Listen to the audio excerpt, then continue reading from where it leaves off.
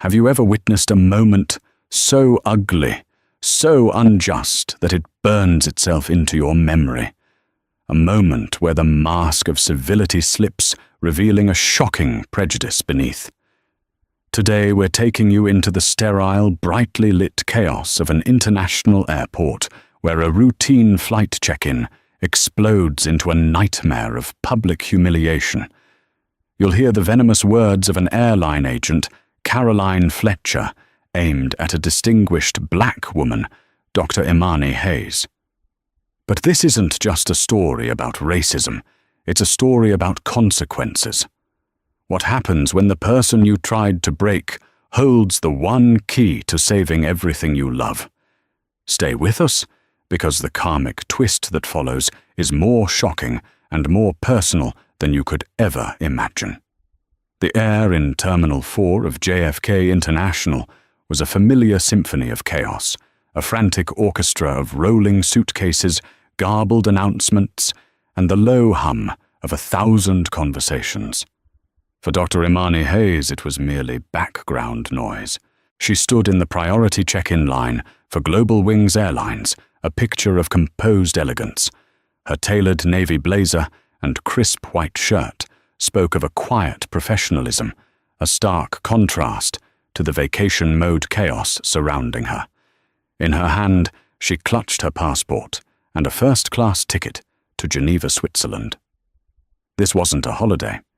It was the culmination of 3 years of relentless work. She was delivering the keynote address at the World Symposium on Pediatric Oncology, presenting a revolutionary new protocol that was showing unprecedented success in treating a rare form of childhood leukemia. The line shuffled forward. Imani placed her heavy suitcase on the scale and slid her passport across the cool marble counter to the agent. The agent, a woman in her late 40s with a name tag that read Caroline Fletcher, barely looked up. Her blonde hair was pulled back into a severe tight bun, and her lips were a thin, disapproving line. She tapped impatiently at her keyboard, her nails making sharp, clicking sounds. "Destination?" she asked, her voice flat and devoid of warmth. "Geneva," Imani replied, her tone pleasant. Caroline's eyes flickered from the screen to Imani's face, then down to her first-class ticket. A subtle, almost imperceptible shift occurred in her expression. A faint curl of her lip, a slight narrowing of her eyes. It was a look Imani had seen 1,000 times before, a silent question, an appraisal, a judgment. "This is the priority line," Caroline stated, not as a question, but as a pronouncement. "Yes, I know," Imani said, calmly gesturing towards her ticket. "I'm flying first class." Caroline picked up the ticket, as if it were contaminated, examining it under the desk light. She scanned the barcode, her expression souring further. "And how did you purchase this ticket?" The question hung in the air, sharp and accusatory. It was utterly unprofessional, dripping with insinuation. Imani felt a familiar tightening in her chest, but her face remained a mask of placid neutrality. She had learned long ago that reacting with anger was a losing game. "With my credit card," Imani answered, her voice even. "Is there a problem with the booking?" "I'll be the judge of that," Caroline muttered, turning back to her screen. She typed with a deliberate, aggressive slowness. The silence stretched thick with unspoken hostility. The man behind Imani shifted his weight, clearing his throat uncomfortably. "There seems to be a flag on this reservation," Caroline announced, loud enough for those nearby to hear. She leaned back in her chair, a smirk playing on her lips. "We often see flags like this when tickets are purchased with unauthorized funds. Stolen credit cards, for example." Gasps rippled through the line. The man behind Imani, an older gentleman with a kind face, took a half-step forward. "Now see here," he began, but Caroline shot him a look that could freeze fire. Imani's composure finally began to crack. Her heart hammered against her ribs, a frantic bird trapped in a cage. This was no longer a microaggression. This was a public accusation, a humiliation. "Ma'am," Imani said, her voice dropping a register, gaining a steel edge. "My name is Dr. Imani Hayes. That ticket was purchased by my university, the same institution where I am a tenured professor and lead researcher. I can assure you the funds are perfectly legitimate. Now I would appreciate it if you would check my bag and issue my boarding pass. I have a very important conference to attend." The mention of doctor and professor seemed only to fuel Caroline's animosity. She saw not a distinguished academic, but a black woman she believed was putting on airs someone who had gotten a ticket she didn't deserve. Caroline laughed, a short barking sound. "Oh, a doctor. What are you, a doctor of Ebonics?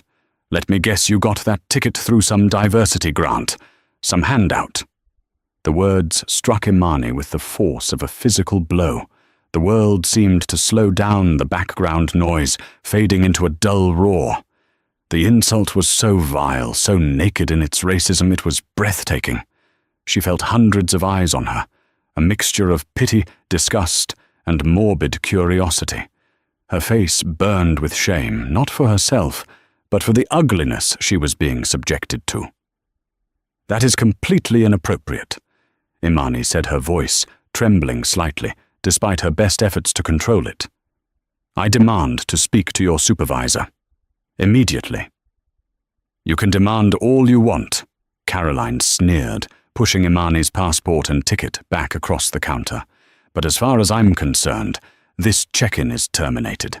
We don't appreciate people of your type causing trouble here. Now step aside for the real first-class passengers." With a flick of her wrist, she called out. Next, humiliated, speechless, and shaking with a righteous fury she dared not unleash, Imani Hayes gathered her documents. As she stepped away from the counter, the shame turned to a cold, hard resolve. Caroline Fletcher had made the biggest mistake of her life.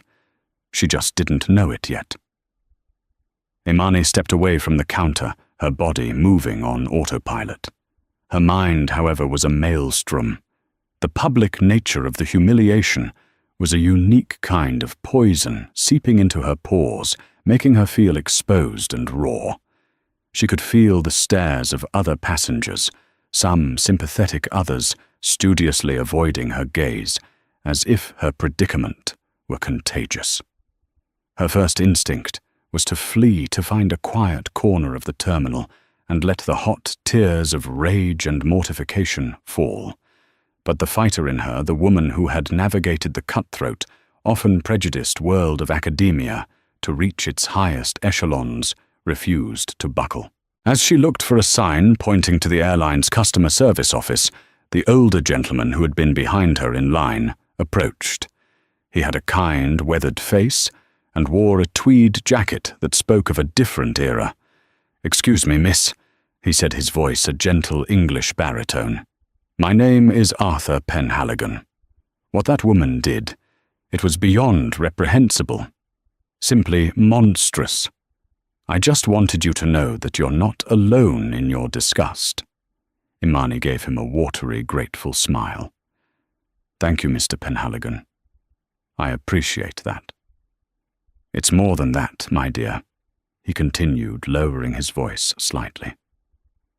"I hope you don't mind, but I recorded the latter part of that exchange on my phone, her final comments. I thought it might be useful."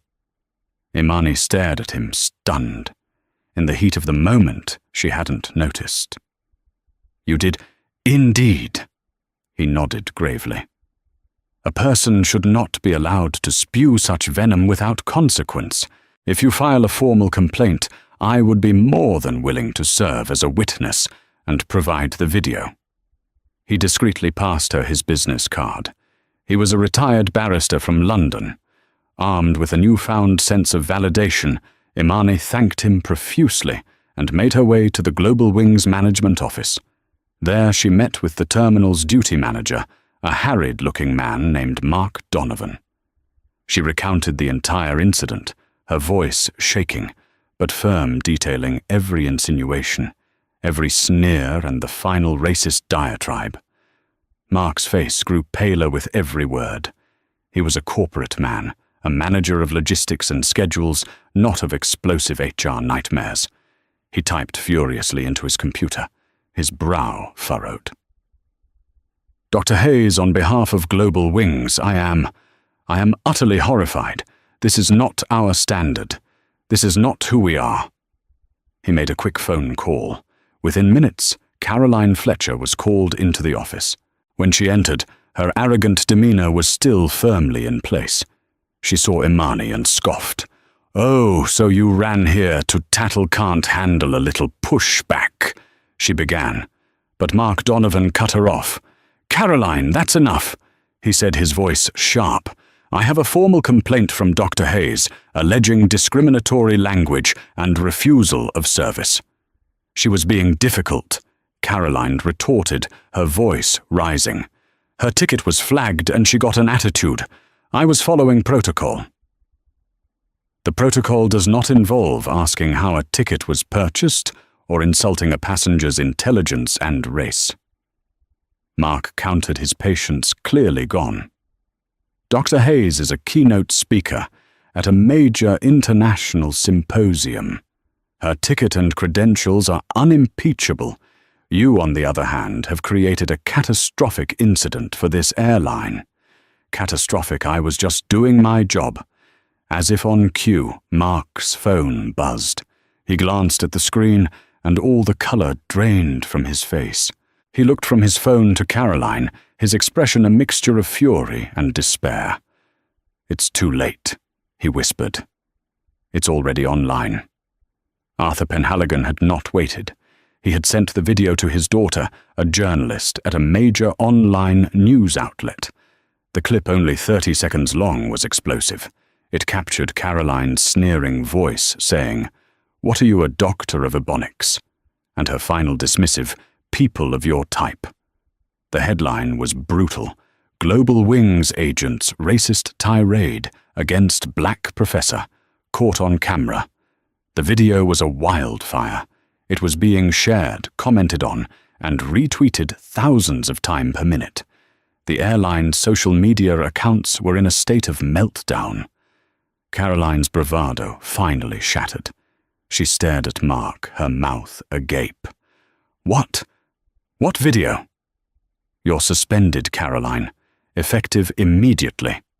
Mark said, his voice heavy with finality. "Security will escort you from the premises. Hand over your badge. We'll be in touch regarding a full investigation and the termination of your employment." The fight drained out of her, replaced by a dawning, sickening horror. Her job, her career of 22 years, was evaporating before her eyes. Security guards appeared at the door. As they led a stunned and trembling Caroline Fletcher away, her eyes met Imani's one last time. In them was not remorse, but a raw, curdled hatred. She had been publicly exposed, her private ugliness laid bare for the world to see, and in her twisted view, it was all Imani's fault. Mark Donovan, meanwhile, was in full damage control mode. He personally escorted Imani through a private security line, upgraded her to the airline's exclusive global suite, and assured her that Caroline would face the fullest possible consequences. Imani accepted the apologies, but she felt no victory. The triumph was hollow, soured by the visceral sting of the initial assault. As she finally settled into her luxurious seat on the plane soaring high above the clouds, she tried to put the incident behind her and focus on her presentation. But the memory of Caroline Fletcher's hateful sneer was a stubborn stain, a stark reminder that no amount of achievement could make her immune to the poison of prejudice. For Caroline Fletcher, the days following her suspension were a free fall into a bleak and silent hell. Her name, once anonymous, was now infamous. The video was everywhere on the news, in her social media feeds, in the texts from shocked and gossiping former colleagues. She was the new face of corporate racism, a digital pariah. Global Wings Airlines, in a swift and brutal act of brand preservation, terminated her employment via a sterile courier letter, citing gross misconduct. Her 2 decades of service were erased in a single humiliating paragraph. She disconnected her phone and shuttered her windows, hiding from the world inside her modest suburban home in Queens.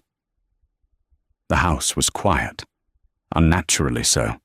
Her husband, David, a quiet man who worked long hours as a city bus driver, didn't know how to handle the situation.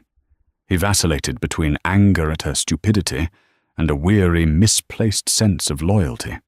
Their conversations were stilted and brief, circling the massive, unnameable shame that now occupied the space between them. But the silence was most profound because of who was missing.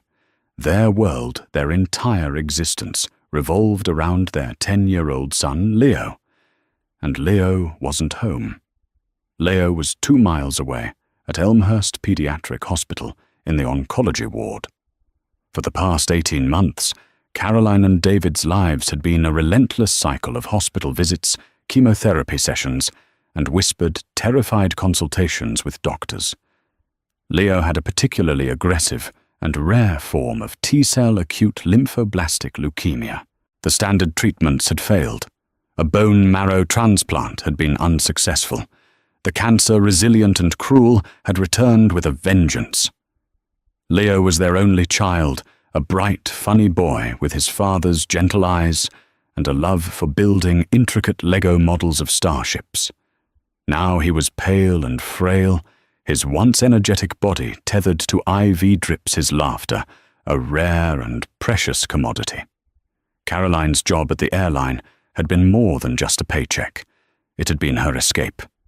At the airport, she had structure, rules, and a small sliver of authority in a life that was otherwise spinning wildly out of control.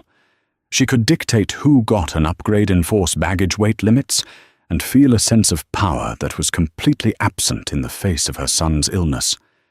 In a twisted way, her bitterness and frustration over Leo's cancer had curdled inside her, seeking an outlet. On that fateful day, Dr. Imani Hayes, a successful, confident black woman, had become the unwitting target for a year's worth of Caroline's stored-up rage fear and helplessness. It wasn't an excuse, but it was the ugly, tangled truth. A week after her firing, Caroline sat in Leo's hospital room, trying to coax him into eating some soup. Dr. Miller, Leo's oncologist, entered with a heavy look on his face. "Caroline David," he said, his voice gentle but grave. "We need to talk. The latest round of chemo isn't working. The blast counts are up again. I'm afraid we're out of conventional options." The words sucked the air from the room. Caroline felt the familiar, cold dread wash over her. "No," she whispered. "No, there has to be something else. Another drug. Anything." David put his arm around her, his own face a mask of despair.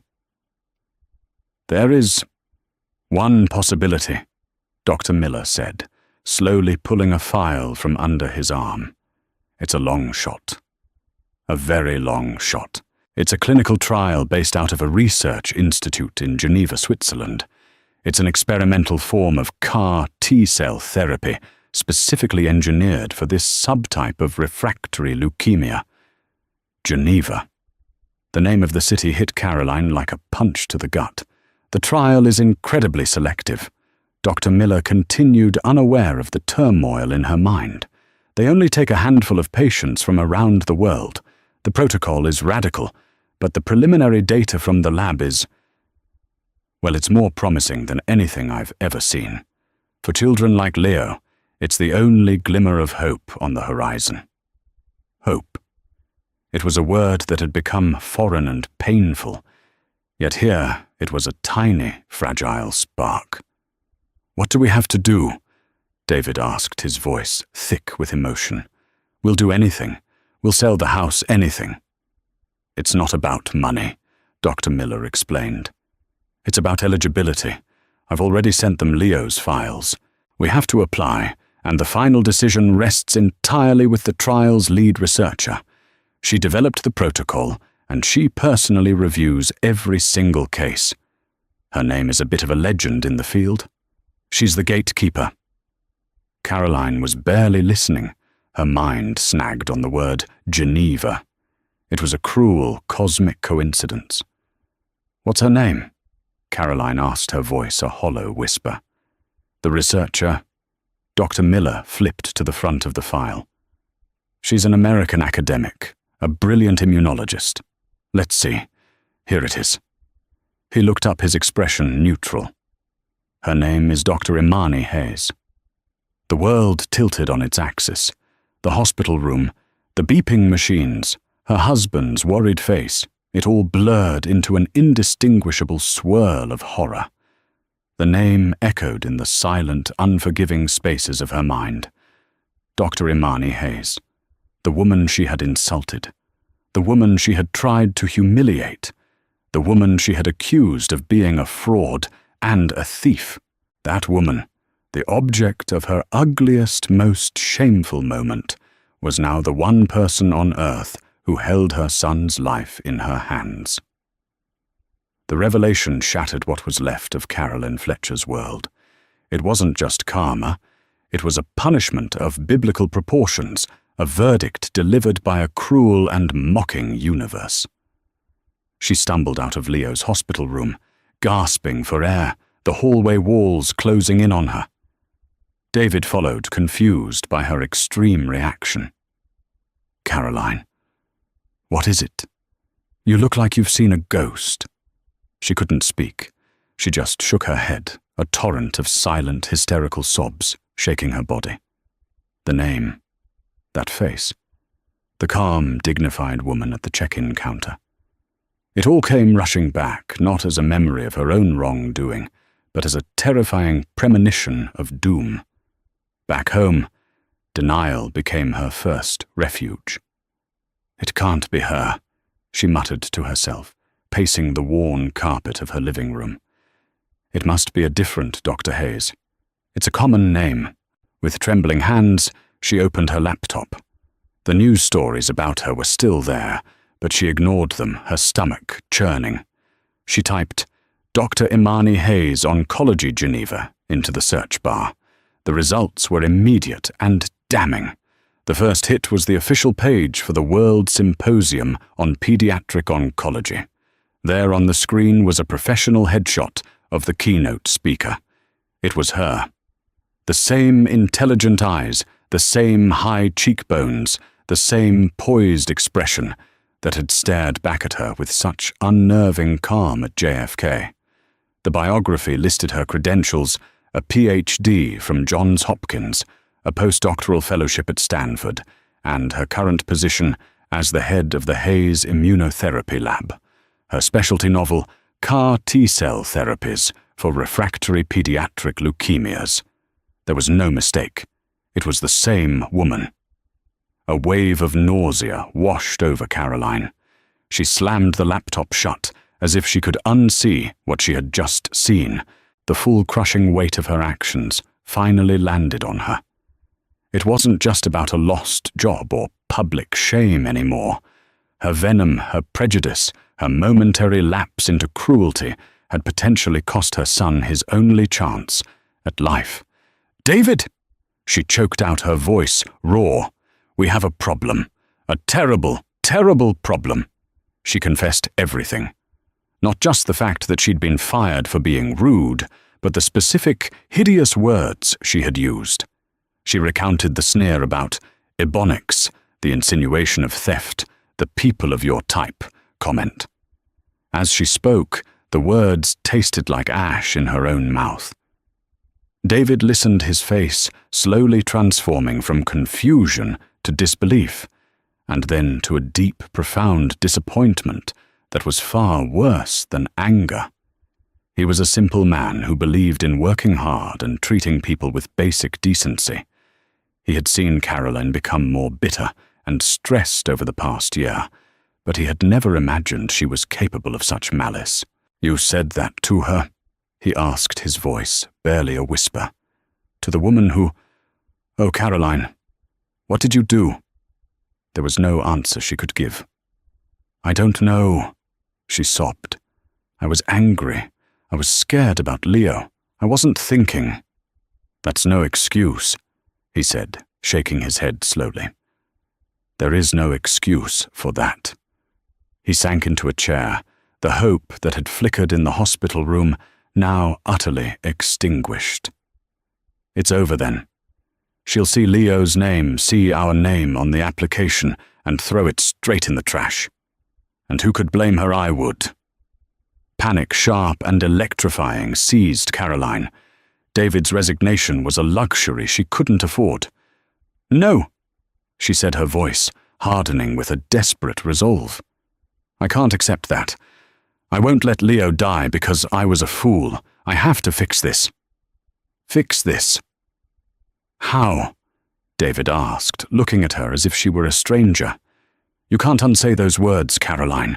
You can't unring that bell." "I have to try," she insisted. "I have to find her. I have to apologize. I have to beg." Her quest began with a frantic desperation.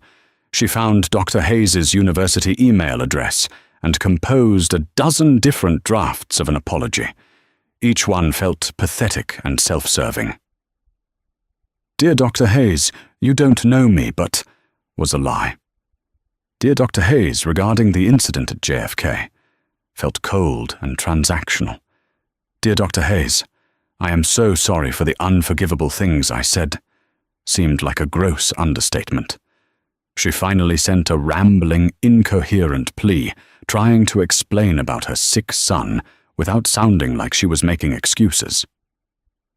Days passed with no reply.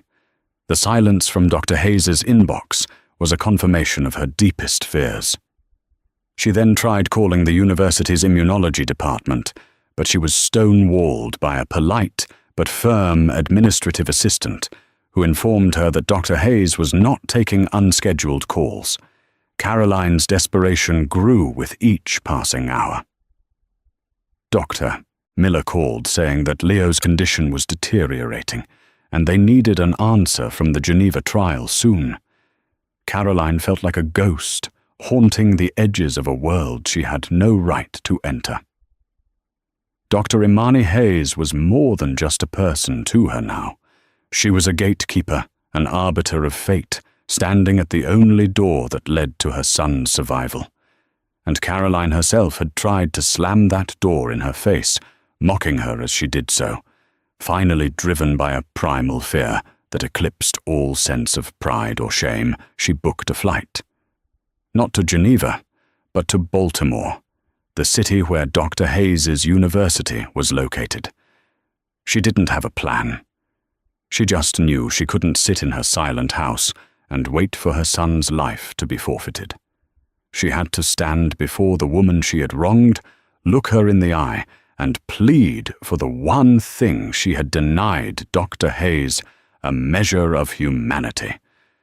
She had to face the ghost she had created. The campus of the prestigious university was a world away from the sterile linoleum of JFK and the grim hallways of the pediatric oncology ward.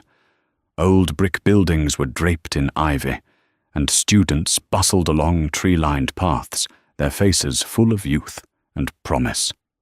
To Caroline, it felt like a foreign country. She felt frumpy, out of place, a trespasser in a sanctuary of intellect and privilege. After getting past the front desk of the biomedical research building with a vague lie about a scheduled appointment, she found the directory. Hayes Immunotherapy Lab. It read with an arrow pointing down a long, quiet corridor. Her heart hammered against her ribs, so hard she thought she might be sick. Every instinct screamed at her to turn and run, but the image of Leo, pale and listless in his hospital bed, propelled her forward. The door to the lab's administrative office was slightly ajar. Peeking through the crack, she saw her. Dr. Imani Hayes was standing by a whiteboard, deep in conversation with a younger colleague. She was dressed in a lab coat over a simple black dress, looking even more impressive and authoritative in her own element. She was pointing at a complex molecular diagram, her voice calm and clear, explaining a concept with patient precision. Caroline's courage evaporated. How could she, Caroline Fletcher, the disgraced airline agent, interrupt this brilliant woman and drag her back to that ugly moment at the check-in counter? The power dynamic was so completely, so devastatingly reversed. At the airport, Caroline had held all the power. Here she was, nothing. She was about to retreat when the colleague laughed at something Dr. Hayes said, and the meeting broke up. The colleague left, and for a brief moment, Imani was alone, her back to the door, as she erased a section of the whiteboard. It was now or never. Taking a shuddering breath, Caroline pushed the door open and stepped inside. Dr. Hayes. Imani turned a polite professional smile on her face, which instantly vanished the moment she recognized Caroline. Her expression hardened into a mask of cold, controlled neutrality. The warmth in her eyes was gone, replaced by a guarded stillness. She didn't speak. She just waited. Dr. Hayes. Caroline began again, her voice a pathetic croak. She had rehearsed this moment 1,000 times, but all the words fled, leaving only raw, unfiltered desperation. I'm Caroline Fletcher. I know who you are, Imani said.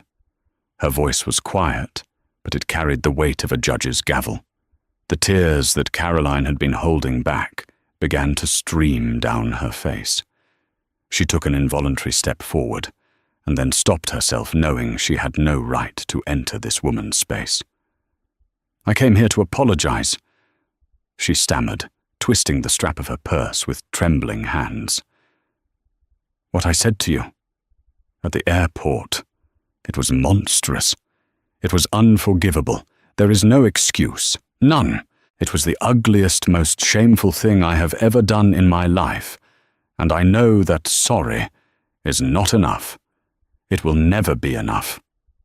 Imani remained silent, her dark eyes searching Caroline's face. She wasn't giving her an inch of absolution. She was simply listening. But I didn't come here just for me, Caroline continued, her voice breaking. I came here because of my son Leo. He's 10. He has T-cell leukemia. He's dying, Dr. Hayes. The doctors said he has no options left. Except for one. Except for a clinical trial. In Geneva. She finally looked up, her tear-filled eyes, pleading. Your trial. For the first time, Imani's stoic expression flickered.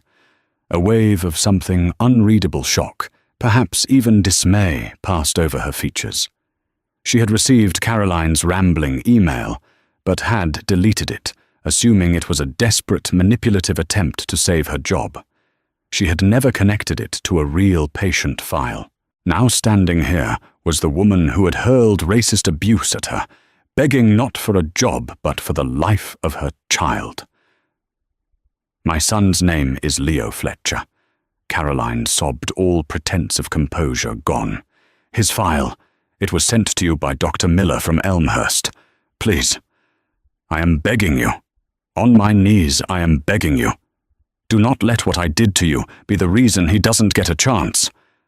Punish me. Ruin me. I deserve it.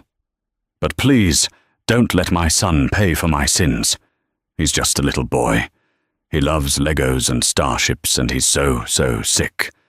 Please, don't kill my son, because you hate me. The last part came out as a desperate wail. Caroline's legs gave out, and she sank to her knees on the office floor, her body convulsing with gut-wrenching sobs.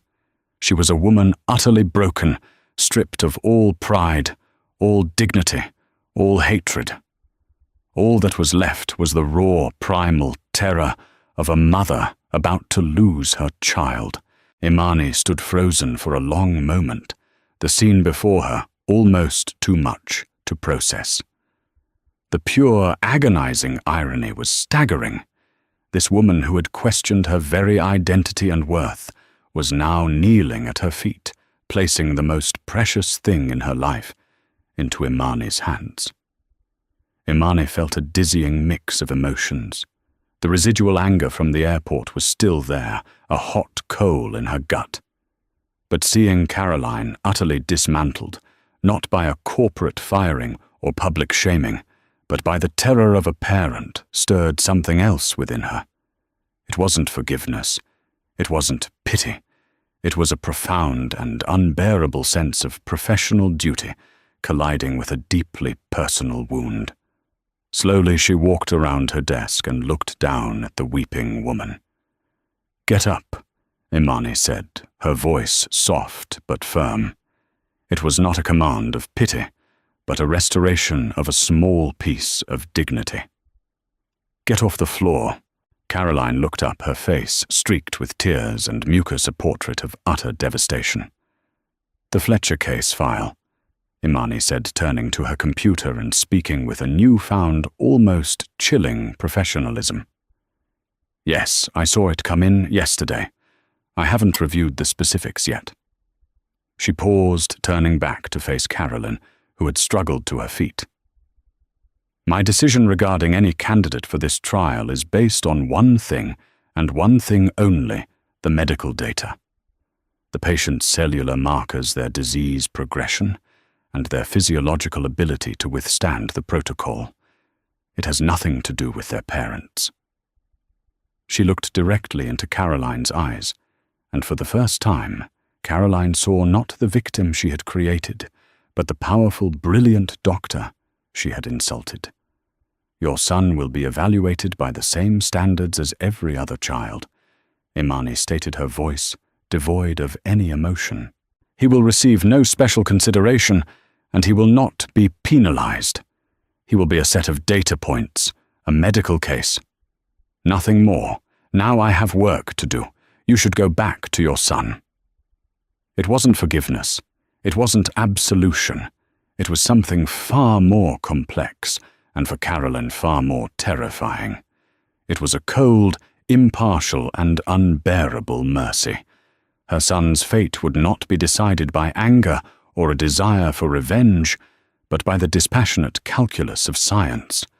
And that science was in the hands of the woman she would forever see in her nightmares. After Caroline Fletcher left her office, a hollowed-out shell of a human being, Imani closed the door and leaned against it, her own carefully constructed composure finally crumbling. Her legs felt weak. She sank into her chair, pressing the heels of her palms into her eyes, trying to erase the image of the weeping woman on her floor. The encounter had shaken her to her core. It was one thing to be the victim of a racist tirade. It was another entirely to have the perpetrator reappear not as a monster, but as a desperate mother placing the life of her child at your feet. The universe didn't just have a sense of irony. It had a taste for theatrical cruelty. Her first instinct was a flash of white-hot, vindictive satisfaction. Let her sweat. Let her feel even a fraction of the powerlessness I felt at that counter. The thought was ugly human and deeply tempting.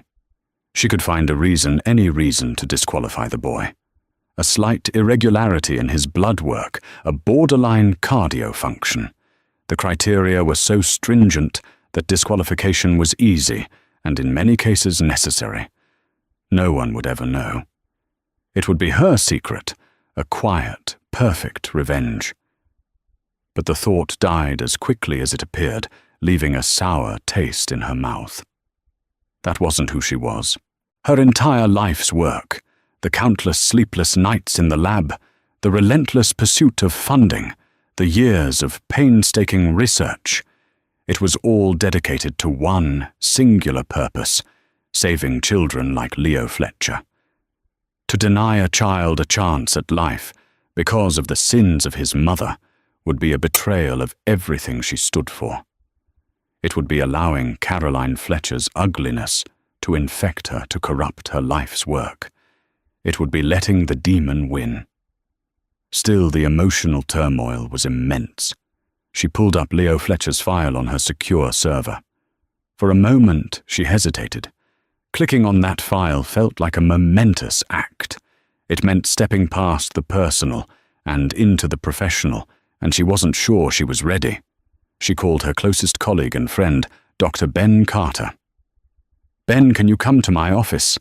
I have an ethical minefield I need to navigate." Ben, a kind, sharp-witted man who had been her confidant since their post-doc days, was there in minutes. Imani recounted the entire story from the incident at JFK to the shocking confrontation that had just occurred.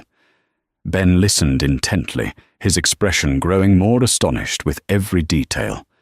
When she finished, he let out a long, low whistle. Wow! Of all the clinical trial applicants in all the world, it had to be her. "What do I do, Ben?" Imani asked, her voice heavy. "Part of me wants to shred the application and never look back. The other part knows I can't." "You can't," Ben agreed firmly. "Imani, your name is on this protocol because of your integrity. You follow the data. That's who you are. You can't let that woman, as vile as her actions were, change the core of your principles. If you do, she wins. She will have successfully taken something from you far more valuable than your dignity at an airport check-in." He was right. His words cut through the emotional fog, reminding her of her true north. "But how do I stay objective?" she confessed. "Every time I look at his name, I'm going to see her face. I'm going to hear her voice." "Then let's do it together," Ben offered. "We'll anonymize the file. I'll print out all the relevant medical data, the flow cytometry, the genetic sequencing, the organ function reports, and assign it a case number. We'll review it blind, just the raw data. You'll make your decision based on the science, and only the science.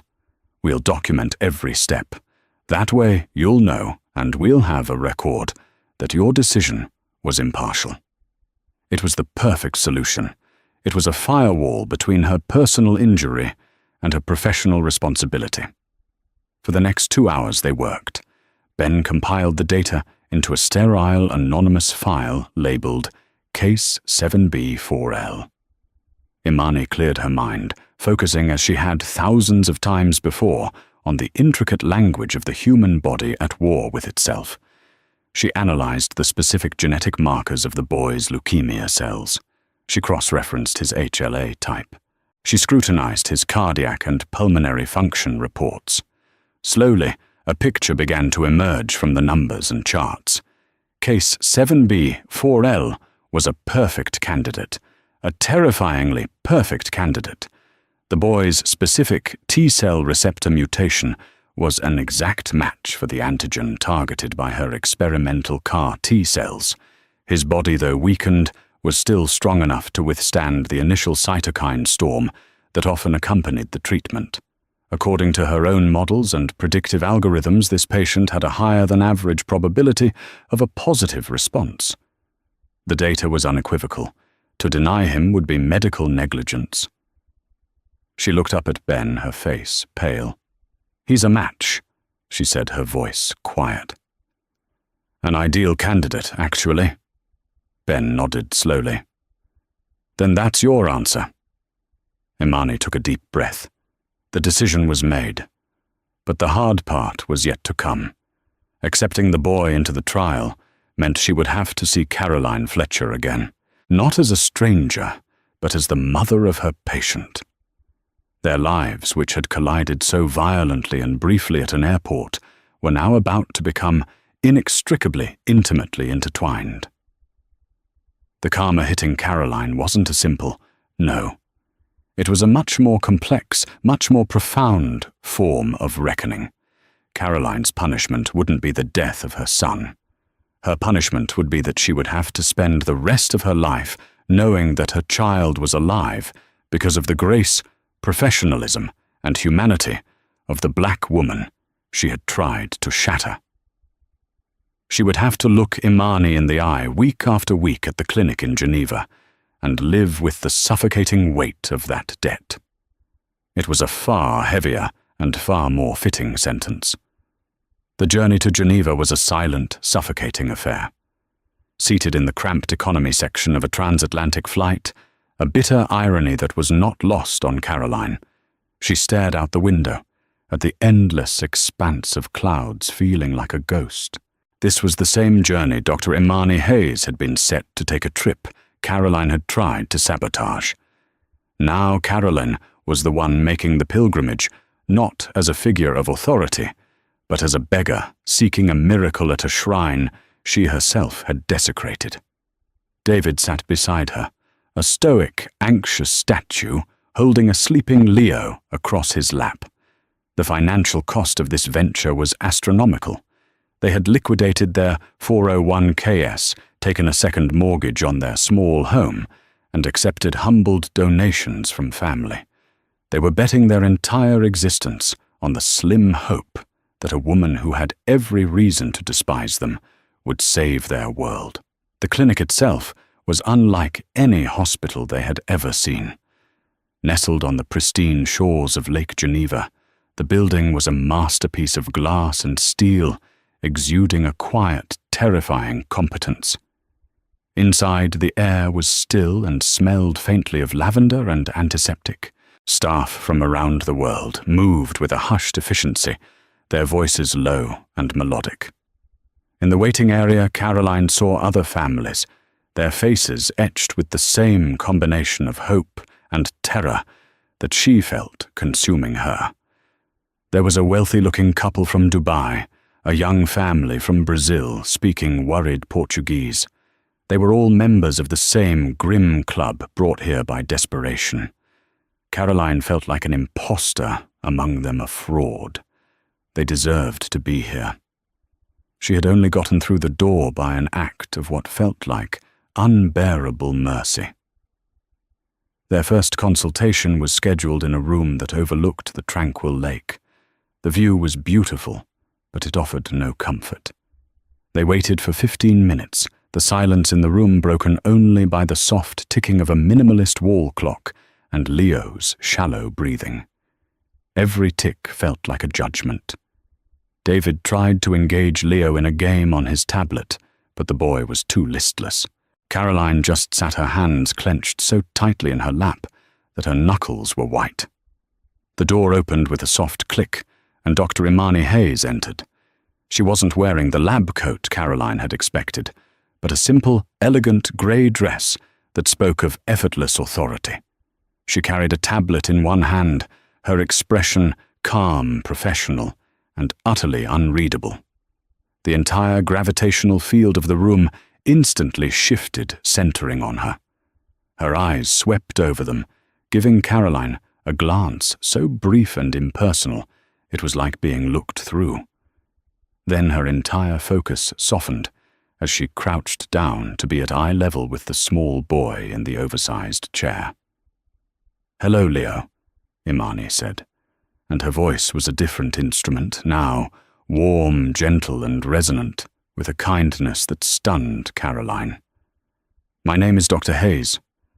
I've read a lot about you in your file, but it's very nice to finally meet you in person. Your doctor told me you are an expert Lego builder." Leo, who had been withdrawn and shy all morning, looked up, his interest piqued. "I have the Millennium Falcon. It has 2,000 pieces," he whispered. A genuine smile touched Imani's lips. "That's a very complex build. The sublight engine assembly on that model is notoriously difficult. Did you have any trouble with it?" "A little." Leo admitted a spark of life returning to his eyes. "But I figured it out." "I have no doubt you did," Imani said, her smile lingering. "People who can solve complex problems are my favorite kind of people. The work we're going to do here, you and I, it's like solving a very complicated puzzle inside your body. It will be tough, but I know you're up to it." In that moment, Caroline felt a pain sharper than any insult. This was the real Dr. Hayes. This brilliant, compassionate, engaging woman was the person she had tried to humiliate. The warmth Imani was showing her son only served to highlight the chilling void of emotion directed at her. It was a masterclass in professional boundaries, a demonstration that Imani's humanity was fully intact, but that Caroline was not permitted to experience it. Rising to her full height, Imani's demeanor shifted back to the cool clinician. She addressed David, primarily her gaze, flicking to Caroline only when necessary. "As you know," she began, pulling up charts on her tablet, "Leo is here for T-cell immunotherapy. We will be harvesting his own T-cells, engineering them in our lab to recognize a specific protein on his cancer cells, and then infusing them back into his body. The process is intensive, and not without significant risk." She spent the next 20 minutes detailing those risks with unnerving clarity. She spoke of cytokine release syndrome, or CRS, explaining how the superhero cells waking up could cause a massive inflammatory response, leading to dangerously high fevers and drops in blood pressure. She described the potential for neurotoxicity, which could cause anything from confusion to seizures. Her language was precise, scientific, and stripped of all comforting platitudes. She was not selling them a cure. She was presenting a stark scientific gamble. Do you think it will work?" Caroline finally managed to ask, her voice thin and reedy. Imani's eyes met hers for a fraction of a second. "The data from our lab models and the phase I trial are promising for patients with Leo's specific genetic markers," she said, her tone flat. "However, every patient is unique. There are no guarantees in this work. We follow the data and we manage the consequences. That is all we can do." She turned back to David. "Do you have any further questions?" The day of the infusion was surreal. Leo's modified cells, a small, unassuming bag of clear fluid, were hung on an IV pole. It looked nothing like a simple bag of saline, yet it contained all their hopes. Caroline and David stood on one side of the bed, and Imani stood on the other, observing the monitors, her presence, a silent, commanding force. Later that night, the predicted storm hit. Leo's temperature skyrocketed. Alarms began to beep, and a team of nurses rushed in. Through the controlled chaos, Imani was the calm center. She issued orders, checked readings, and adjusted dosages, moving with an efficiency that was mesmerizing. Caroline was relegated to a corner of the room, a helpless bystander, watching the woman she had scorned single-handedly fight to save her son from the violent side effects of the cure. It was a visceral, terrifying lesson in power knowledge and humility.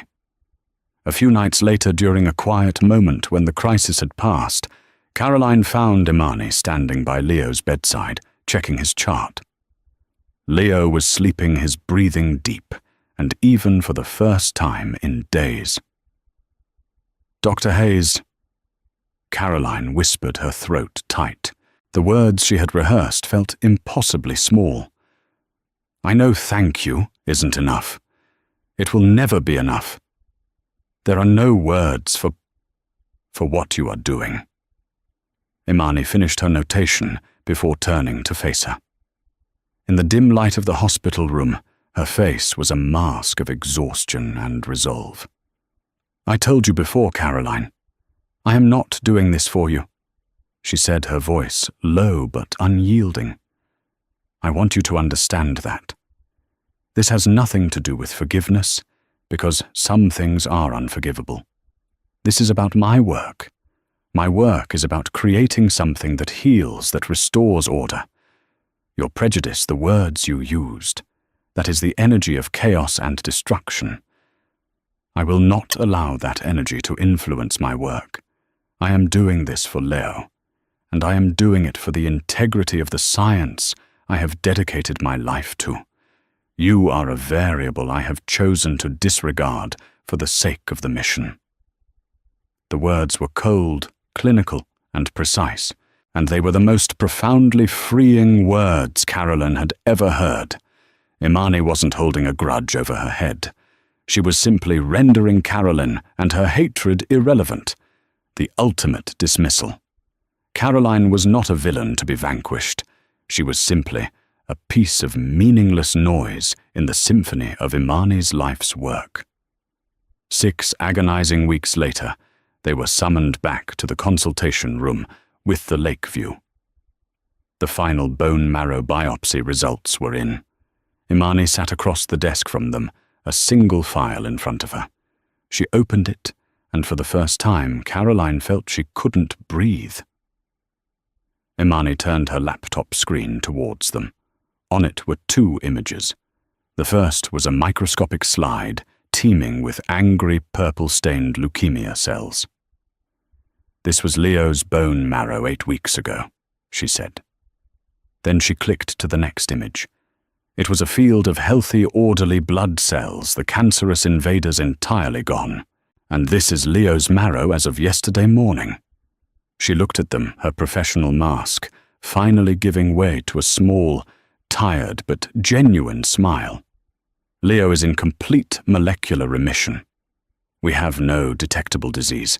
The therapy worked." David broke down completely, his head in his hands, his shoulders shaking with silent, heaving sobs of relief. Caroline felt tears streaming down her own face, but her eyes were locked on Imani. This woman, this brilliant, formidable, graceful woman, had walked through the fire of a personal racist attack and emerged on the other side not to seek vengeance, but to deliver a miracle. That Caroline finally understood was the real karmic justice. Her punishment was not a simple refusal, not the loss of her child. Her punishment was this, a life sentence of unbearable gratitude. Every birthday, Leo celebrated every holiday, every graduation, every scraped knee, every success, every normal, beautiful moment of his life from this day forward would be a testament to the character of the woman she had tried to break. She would have to spend the rest of her days knowing her greatest joy was a direct result of her greatest shame. It was a debt that could never be repaid, a reckoning that would echo for the rest of her life, a constant, humbling reminder of her own ugliness and of the extraordinary, unassailable grace of Dr. Imani Hayes. This story isn't just about a moment of shocking racism and its karmic fallout. It's a powerful testament to the choices we make when faced with the ugliness of others. Dr. Imani Hayes was confronted with the ultimate test: hold onto her righteous anger or hold onto her principles. She chose her principles. She chose to honor her life's work over a desire for personal revenge. The truest victory wasn't in punishing Caroline Fletcher, but in refusing to let Caroline's poison corrupt her own soul. It reminds us that real strength isn't about hitting back. It's about rising so high that the hatred from below can no longer reach you. If this story of karmic justice and profound integrity moved you, please take a moment to hit that like button and share it with someone who needs to hear it. Stories like these are important. They spark conversations. For more tales of real-life drama consequences and the enduring power of the human spirit, make sure you subscribe to our channel and ring that notification bell. We'd love to hear your thoughts, so please leave a comment below. Thank you for listening.